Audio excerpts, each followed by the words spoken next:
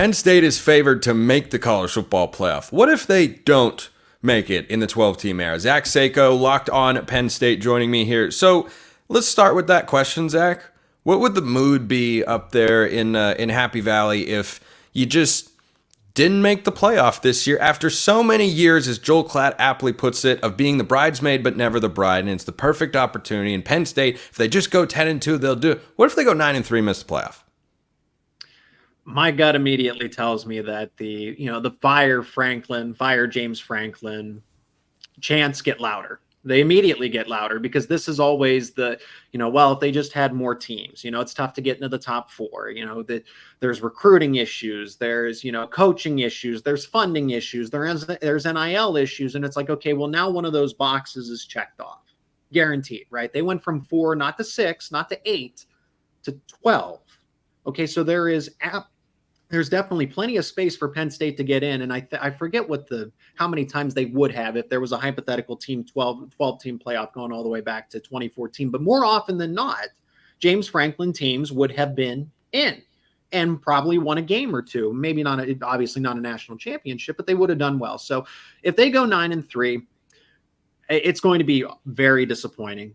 I think 9-3 is certainly possible because if the deck doesn't break in your favor, this is the toughest schedule that Penn State's going to play in recent memory, probably over the past 2 decades, that I would say. I mean, you have to go to USC, you got to go to Washington back-to-back, then you host Ohio State. There's a 5-game gauntlet in the middle of the schedule that Penn State can afford to drop 2 of them, Ohio State being 1. So that means you got to go on 2 true road games against Wisconsin and USC, and hopefully you don't lose both of them. And you've never gone out to USC in the regular season like this. You've never hosted Washington behind Ohio State, right? And the schedule just is very difficult. So I have them at 10-2. I have them in the college football playoff. I don't know what that looks like for them hosting, whether or not I would think, based on how many quality wins you would have hypothetically, that it would get you a hosting spot. But if they were to miss, this 2025 makes a little more sense because I think the team is going to lose a bulk of its core. But this is like this Nicholas Singleton, Drew Allard, Denai Dennis Sutton, Abdul Carter. There's all these household names that are in their 3rd year ready to turn the corner. It's almost inexcusable not to make the playoff this year. I look at their schedule and it feels very backloaded, incredibly backloaded. Now, the first game of the season, West Virginia fans were not too keen on a take I had earlier on the show many weeks ago about Penn State winning that game, and Penn State's a 10.5-point favorite on the road in Morgantown. Now, will they cover that spread?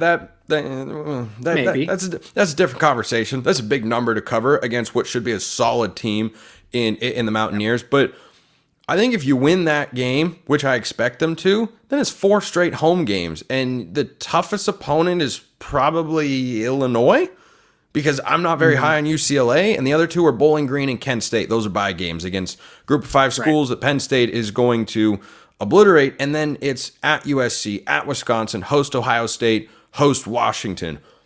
I think if Penn State wins 2 of those games, they're doing very well.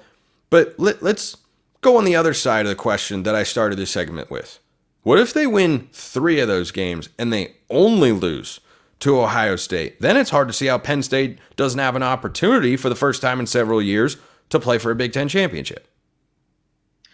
Yeah, they set themselves up very nicely. I mean, there's so many things that could happen, right? What if Ohio State comes in, they're missing a couple key players, and Penn State, that's kind of what happened in 2016, where against Michigan, they were missing a bulk of their starters. That was embarrassing. Michigan put up 40 on them, and it's like, okay, here we go again. Penn State's not turning the corner. And that was the same team that won a Big Ten championship. They got healthy. They upset number 2 ranked Ohio State team at the time. And it's kind of about timing. On paper, they lose that game to Ohio State. On paper, Penn State's 11-1. But I can't sit here and you can only look at the analytics so much to say, okay, how are they going to do with a 6-hour charter flight in the middle of the season to go to Southern California? Yeah, it's tough. Then you have a bye week. Okay, that's nice. You have a bye week coming back from California, but then you got to go to Camp Randall and Wisconsin. and that's a rowdy place. So, and if Graham Mertz doesn't throw an interception to Jaquan Brisker the last time they're out there, Wisconsin's in game-winning position, right? So there's so much unpredictability with the schedule, and you can only look at analytics so much. You can only do so much predicting. But right now, if you look at on paper, Penn State should be favored in 11 games, aside from Ohio State. Yeah, and that Ohio State game, I want to touch on that because the record against Ohio State and Michigan for James Franklin is bad. There's no other way to put it. It is bad. Yes. Hope I'm not breaking news to any Penn State fans out there, but if you have not followed the program recently, Penn State has dominated everybody except those two of which they have been dominated by. Do you think that this Penn State team with Drew Aller at quarterback, new offensive coordinator, and a bunch of other really, really nice pieces. You mentioned Nick Singleton. He's not the only one. Julian Fleming comes over from Ohio State at the wide receiver position to bolster that room. Can they compete with Ohio State? Because you got them at home. And I think you look at the schedule, and you and I have kind of been talking about the Ohio State game as well. Like, that's automatically going to be a loss. But if you're going to beat them, it's going to be at home. So what chance do they have to beat the Buckeyes? And I think, and it's not like Ohio State's going to be a 14, 17-point favorite. If everybody's healthy, I think the initial spread that came out was 3.5. So Ohio State right now at this time in the offseason is only a 3.5-point favorite against Penn State. So that's telling you, based on home field advantage, regardless if it's big noon kickoff, if it's white out in prime time, whatever they ultimately decide, right? The TV networks are just continue to mess around. Okay, that's a different conversation. But it's not like Penn State. It's like, whereas Penn State goes to West Virginia, yeah, they're a 10 to 12-point favorite. Well, Ohio State's only a 3-4-point favorite, give or take, in the initial spread. So Vegas thinks that the books think that Penn State is going to be really good. They think that Drew Aller is going to be better.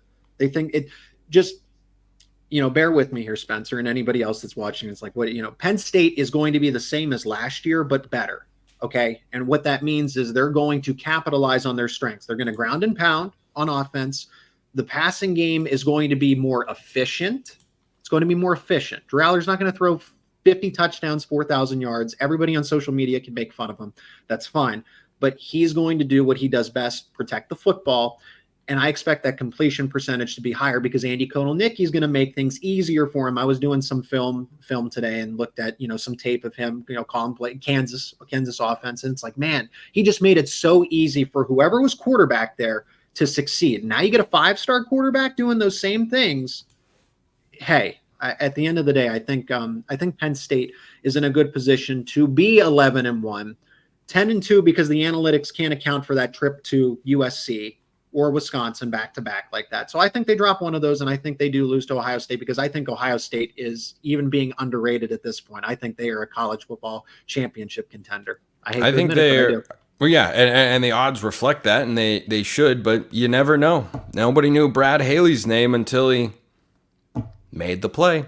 Someone's got to do it. It doesn't continue forever. Penn State isn't going to lose to Ohio State forever for the rest of time. It's felt like a long time. It's felt like so they just have to ask themselves why not this season? Michigan hadn't beaten Ohio State in how long, and then all of a sudden they beat them 3 years in a row. Only takes one season, one game, one moment to try and change the trajectory there. Zach Seyko, Locked On Penn State. Appreciate it as always. Oh, thanks for having me on, Spencer. Anytime. This episode is brought to you by our friends at FanDuel. Summertime means baseball, the NBA Finals, and more, and you can bet it all on FanDuel. Right now, new customers get $200 in bonus bets with any winning $5 bet, no matter what it is. If it wins, you get $200 in bonus bets. It's a pretty sweet deal, and you should check it out. $200 you can use to bet on everything from the Finals MVP to who's going to hit one out of the park, everything you could want, and all the college football gambling odds you could possibly imagine. Every single Week 0 and Week 1 college football game is available on FanDuel right now. All the lines are there. How great is that? Utterly fantastic, because the season is not as far away as you might think. So go check them out. Visit FanDuel.com/lockedon. Win big. Add winning big to your summer bucket list. FanDuel.com/lockedon. FanDuel, America's #1 sportsbook and our official sportsbook sponsor here at the Locked On Network.